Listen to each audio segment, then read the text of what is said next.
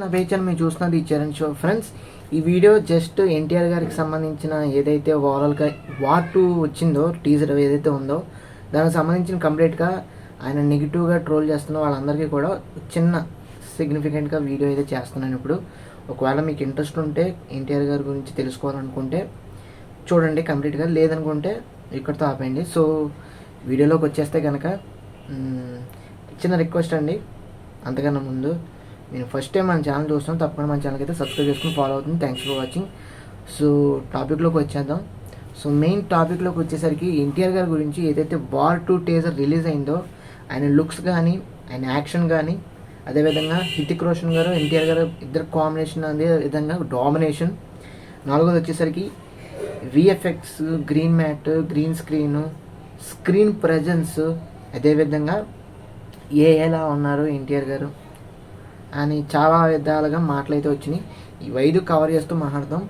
So first ఏదైతే అంటున్నారో కంప్లీట్గా ఎన్టీఆర్ గారిని ఏ రూపంలో ఏం చూపించలేదు. ఎన్టీఆర్ గారే ఒరిజినల్గానే ఆయన అయితే సినిమాలో అయితే నటించడం జరిగింది. అదేవిధంగా ఆయన వెనకాల బ్యాక్గ్రౌండ్ అనేది కొన్ని చోట్ల గ్రీన్ మ్యాట్ కానీ గ్రీన్ స్క్రీన్ కానీ వాడు ఉండొచ్చు, ఎందుకంటే లొకేషన్స్ కానీ అదేవిధంగా కొన్ని సీన్స్లో మనం నిజంగానే చేయలేం, అవునా కదా. సో ఆ టైంలో ఏంటంటే ఆ సీక్వెన్స్లో ఏంటంటే కొంచెం విఎఫ్ఎక్స్ కానీ విజువల్ ఎఫెక్ట్స్ కానీ వాడే అవకాశం అవుతుంది, గ్రాఫిక్స్ వాడే అవకాశం ఉంటుంది. సో అందుకని చెప్పేసి కొంచెం ఆర్టిఫిషియల్గా కనిపించి ఉండొచ్చు. బట్ ఏంటంటే మనం అలాంటి విషయాలు అయితే పట్టించుకోవాల్సిన అవసరం లేదు. కంప్లీట్గా మనకు కావాల్సింది ఎన్టీఆర్ గారి పెర్ఫార్మెన్స్ ఎలా ఉంది, ఎన్టీఆర్ గారి ఎంత స్క్రీన్ ప్రెజెన్స్ ఉంది హృతిక్ రోషన్ గారితో కంపేర్ చేస్తే.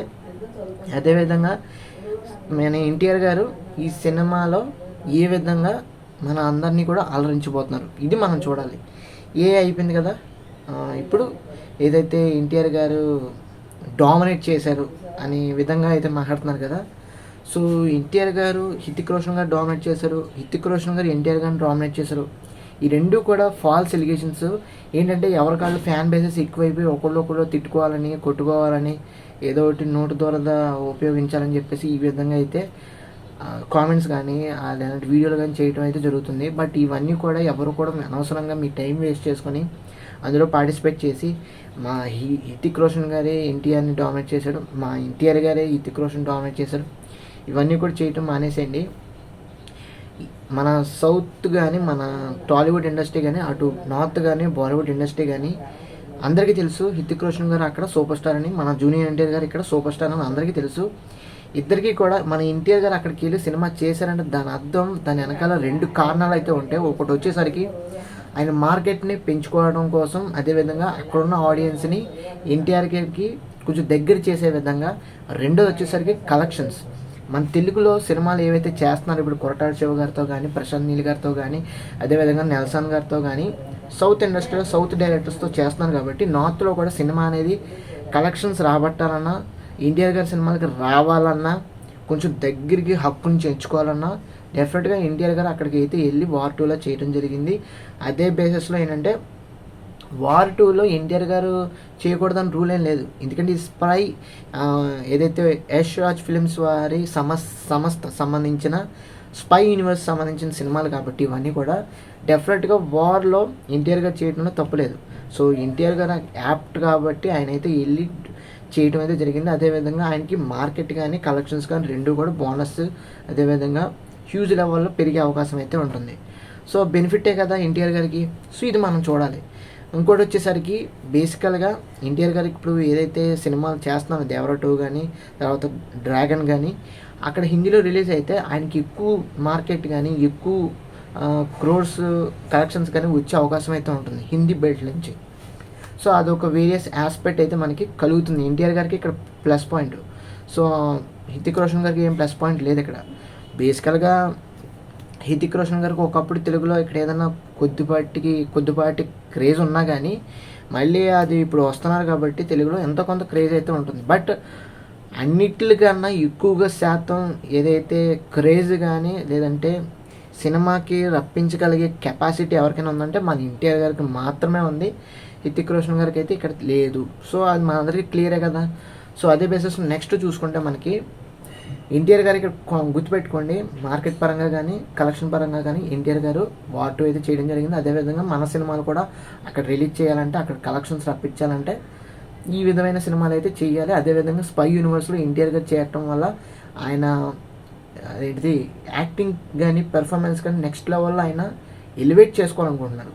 దానివల్ల రేపు హాలీవుడ్లో కూడా ఏదైనా సినిమా చేస్తే డెఫినెట్గా హాలీవుడ్ ఆడియన్స్ కూడా ఈజీగా హక్కును చేయించుకునే అవకాశం అయితే ఉంటుందన్నమాట. సో ఇది అల్టిమేట్గా ఉపయోగపడే అవకాశం అయితే ఆస్పెక్ట్ అయితే సెగ్మెంట్ అయితే కలుగుతుంది ఎన్టీఆర్ గారికి, మన ఎన్టీఆర్ గారికి బెనిఫిట్. సో అది మూడో వచ్చేసరికి ఈ టీజర్లో ఒకళ్ళొకరికి వెపన్స్ కానీ లేదనుకుంటే స్క్రీన్ ప్రజెన్స్ కానీ సరిసమానంగా ఉందా లేదా అని చూస్తున్నారు. సో ఇద్దరికి కూడా సరిసమానంగానే వెపన్స్ ఇస్తారు, అది చిన్న పెద్ద విషయం కాదు. అదేవిధంగా స్క్రీన్ ప్రజెన్స్ అని చూసుకుంటే ఇద్దరు కూడా మీరు టీజర్లో చూస్తే ఒకళ్ళొకళ్ళు చేజ్ చేసుకుంటూ ఒకళ్ళొకళ్ళు కొట్టుకుంటూనే జరుగుతుంది. అది కూడా ఇద్దరికి కెమెరాస్ కానీ ఇంట్రోస్ కానీ ఇద్దరికి సరిసమానంగానే చేశారు, సరిసమానంగానే జస్టిఫై చేశారు. మీరు ఎవరో కూడా ఇబ్బంది పడాల్సిన అవసరం అయితే లేదు. సో మ్యాక్సిమం ఎన్టీఆర్ గారికి ఎక్కువ స్కోప్ అయితే సినిమాలో అల్టిమేట్గా ఉంటుంది, అది మాత్రం కన్ఫర్మ్. ఎందుకంటే సౌత్ నుంచి బాలీవుడ్కి వెళ్ళి డెఫినెట్గా అక్కడ రూల్ చేయాలంటే, ఎందుకంటే మన ప్రభాస్ గారు ఏదైతే బాహుబలితో చూపించిన నిజస్వ రూపం డెఫినెట్గా మన హీరోల మీద, మిగతా అందరి హీరోల మీద కూడా ఆ ఎఫెక్ట్ అయితే ఉంటుంది. డెఫినెట్గా బాలీవుడ్ హీరోని తగ్గించే మన హీరోని పెంచే సినిమాలు అయితే చేస్తారు, లేకపోతే అస్సలు మామూలుగా ఉండదు. సో మనందరికీ తెలిసిందే కదా. సో అదేవిధంగా ఏంటంటే డెఫినెట్గా ఎన్టీఆర్ గారికి అయితే స్క్రీన్ ప్రెజెన్స్ అనేది ఈక్వల్గా ఉంటుంది, లేదనుకుంటే ఇంకొంచెం పెరిగే అవకాశం అయితే ఉంటుంది. 51% అయ్యే ఉంటుంది, ఎక్కువే ఉంటుంది, అంత మించి మనం ఎక్కువ ఇబ్బంది పడాల్సిన అవసరం లేదు. సో అదేవిధంగా ఇంట్రో సీన్స్ కానీ ఇద్దరికి సరిసమానమైన ఏవైతే సీన్స్ కానీ అదే షార్ట్స్ కానీ లేదనుకుంటే ఓవరాల్ లెంత్లో వాళ్ళిద్దరికి సరిసమానమైన డైలాగ్స్ కానీ అన్నీ కూడా ఈక్వల్గానే ఉంటాయి. సో ఇప్పుడు ఎన్టీఆర్ గారి బర్త్డేకి రిలీజ్ అయిన ఈ వార్ 2 టీజర్ అనేది ఎన్టీఆర్ గారు వాయిస్తోనే ఇచ్చారు. కబీర్ వాయిస్ ఏం అవ్వలేదు కదా, హితిక్ రోషన్ గారు వాయిస్ ఏం అవ్వలేదు కదా. డెఫినెట్గా ఎన్టీఆర్ గారికి ఎక్కువ స్కోప్ ఉండే అవకాశం అయితే ఉంటుంది. సో ఇది ఓవరాల్గా ఎన్టీఆర్ గారి గురించి, హితిక్ రోషన్ గారి గురించి, అదేవిధంగా టీజర్ గురించి అయితే.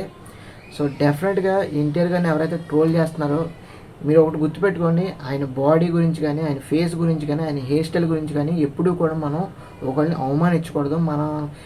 మనం ఇప్పుడు ఇలా కామెంట్ చేసుకుంటాం వల్ల వాళ్ళ ట్విట్టర్లో కానీ వాళ్ళ యూట్యూబ్ ఛానల్లో కానీ మనం ఎన్టీఆర్ గారిని తక్కువ చేసి మాట్లాడితే వాళ్ళకి తెలిసిపోతుంది ఈజీగా, అంటే ఎన్టీఆర్ గారికి పెద్ద క్రేజ్ లేదన్నట్టుగా ఇలా పోట్రే అవకాశం అయితే ఉంటుంది.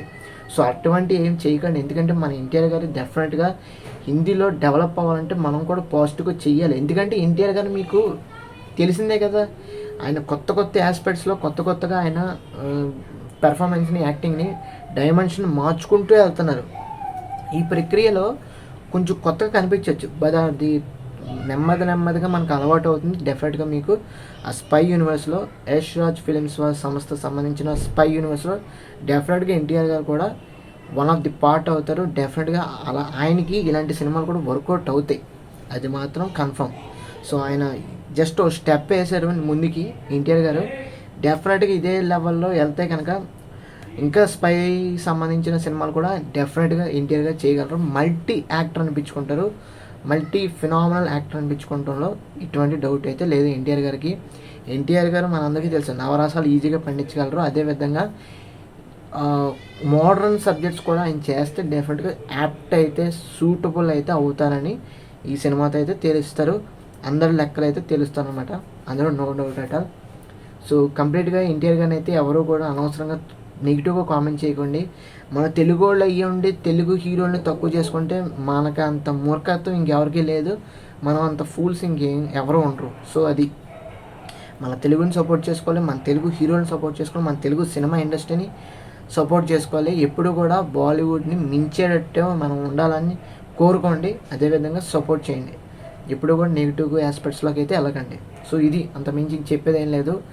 మీకు ఏ హీరో ఇష్టం ఉన్నా, హీరో ఇష్టం లేకపోయినా మీరు అందరూ కూడా న్యూట్రల్గా అయితే ఉండండి. మీ హీరోని మీరు పొగుడుకోండి, మిగతా హీరోని న్యూట్రల్గా చూడండి, అంతే. తిట్టకండి, అర్థమైందా? అనవసరంగా తప్పులు చేయకూడదు కదా. ఒకళ్ళు అంటున్నామంటే డెఫినెట్గా మనలో కూడా లోపాలంటే మనలో కూడా అనేవాళ్ళు ఎవరో ఒకళ్ళు ఉంటారు, అర్థమైందా? అంత మించి చెప్పేది ఏం లేదు. సో అది ఫ్రెండ్స్ వాళ్ళ వీడియో అయితే ఎన్టీఆర్ గురించి, హృతిక్ రోషన్ గారి గురించి, వార్ 2 టీజర్ గురించి కంప్లీట్ డీటెయిల్స్ అయితే. మీకు ఈ వీడియో నచ్చినట్లయితే తప్పకుండా ఈ వీడియోని అయితే షేర్ చేయండి, లైక్ చేయండి. తప్పకుండా ఇచ్చే మన ఛానల్కి అయితే సబ్స్క్రైబ్ చేసుకుని పెట్టుకుని ఇలాంటి మరెన్నో సినిమాలకు సంబంధించిన ఇన్ఫర్మేషన్ మీకు రెగ్యులర్గా అయితే వస్తూ ఉంటుంది. డెఫినెట్గా మన ఛానల్కి అయితే సబ్స్క్రైబ్ చేసుకోండి, ఖచ్చితంగా పెట్టుకోండి. అదేవిధంగా పక్కన ఉన్న బెల్ ఐకాన్ అయితే ఆన్ చేసుకుని పెట్టుకోండి. Thanks for watching.